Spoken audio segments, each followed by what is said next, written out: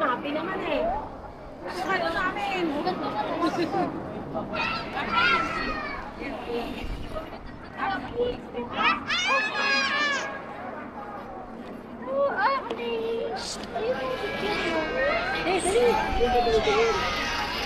Ay, Robin! Happy!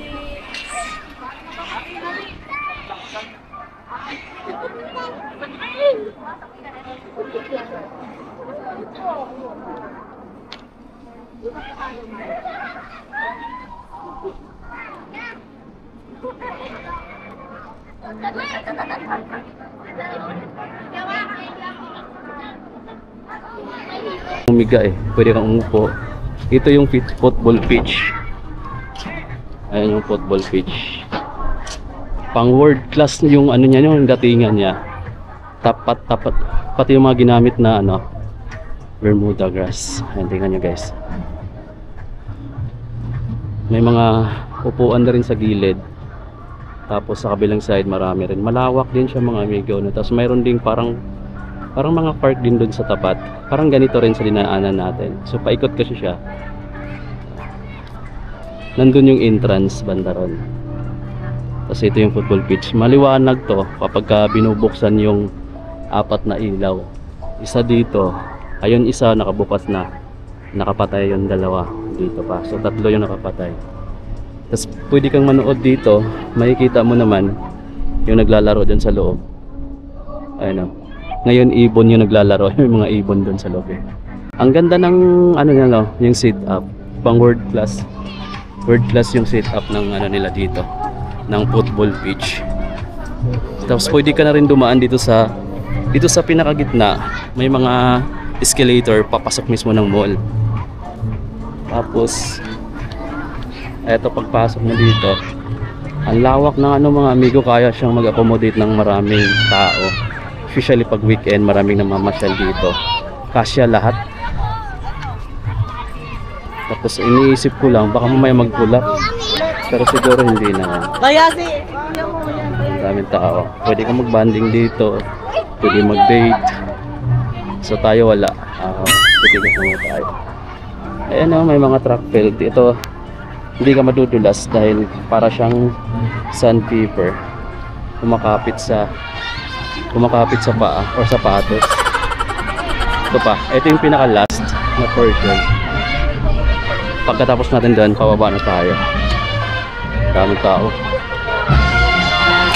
Mayroon pang banda guys, oh. Banda pa.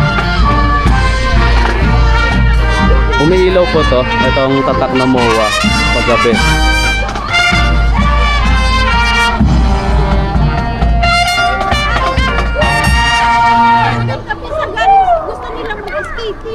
Ayan yung banda. Pagka weekend yata may ganan na lagi. Daming tao.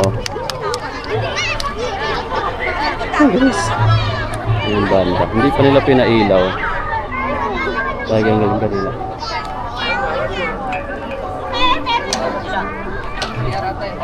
Ayan, daming tao. Ngayon papunta na tayo dun sa unang binuksan na park. Yung tapat mismo ng Manila Bay. So dito tayo. May banda guys na. So ayan nyo. Ito yung pinaka last portion.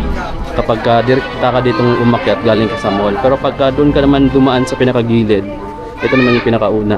Kasi nandito talaga yung parang entrance talaga niya. Ganda dito. Tingnan mo guys. Oh. Hindi ko alam kung ano to. Ito yata yung bagong building ng ano, MOA Connection, yung bagong gawa lang din.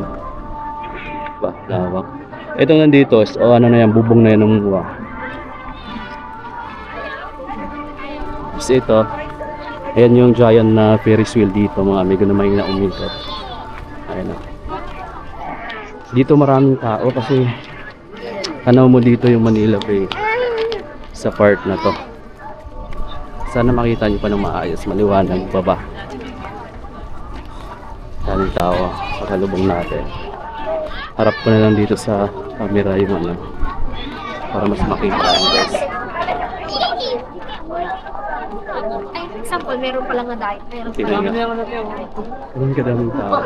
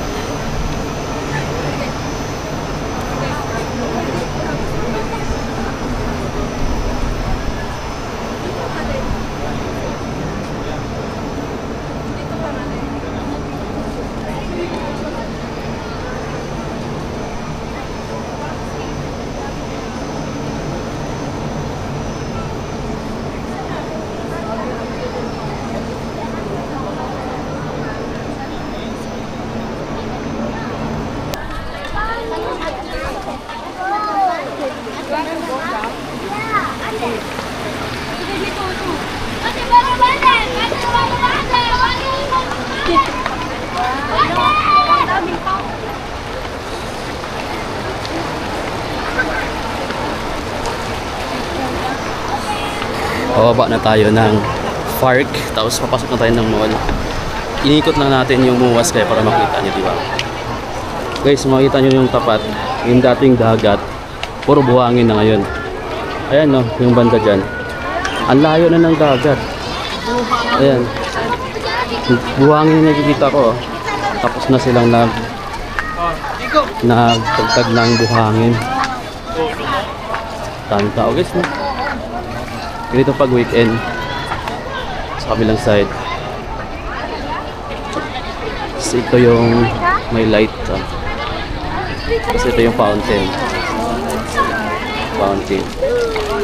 Yung fountain. Fountain. Ayan yung fountain. Dito yung kanina dun sa taas. Doon. Doon tayo galing. Ito.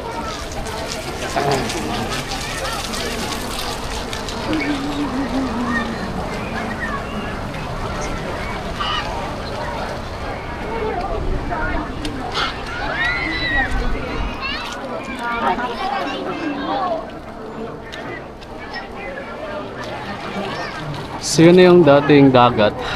Yun dyan. Pero tinampakan na ng buhangin. Sobrang layo ng dagat guys. Parang kita mo na halos yung parang dumidikit na siya dun sa Laguna or Cavite yata yung area na to. So ito yung fountain.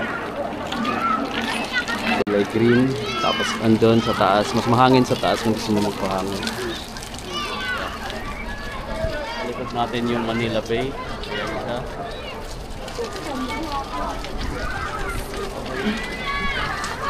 Dito yung maraming tao. Bye.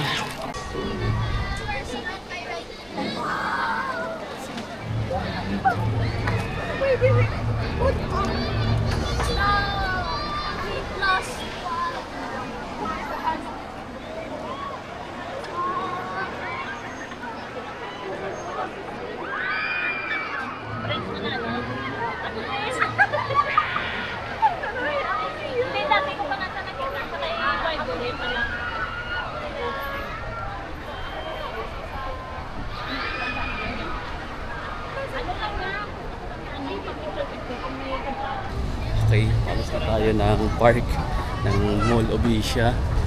Dami pa rin tao sa taas, oh. Tingnan nyo guys, ang dami pa tao doon, oh. Kasi mag-alas city pa lang yata. Ito yung entrance din, papasok ng mall ulit. Meron din doon, may Starbucks na pala dito.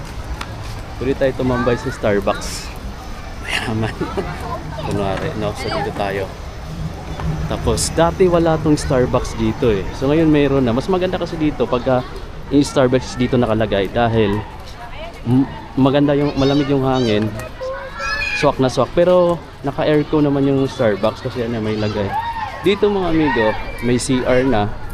Tapos dito may playground pa ng mga bata. Kaya solid talaga yung pamamasyal niya dito sa Mall of Asia. Kasi sa mismong bubong lang niya yung park. Ayan, oh.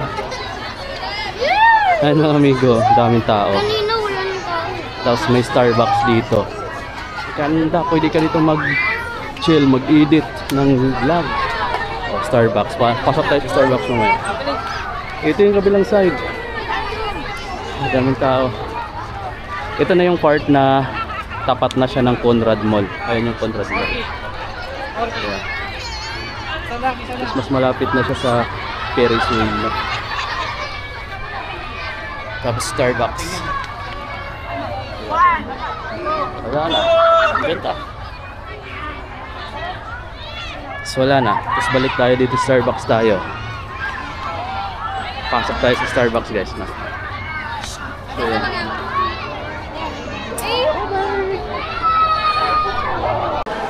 Lumabas na tayo ng Starbucks na. Hindi na lang ako pumila guys dahil ang daming tao. Walang upuan, walang table.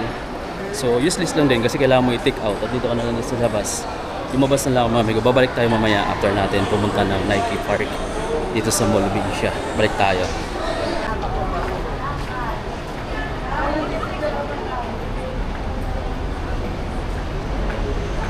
Ganyan yung kulay ng logo dito sa Mall of Asia kapag gabi guys. Yung mga ilaw siya.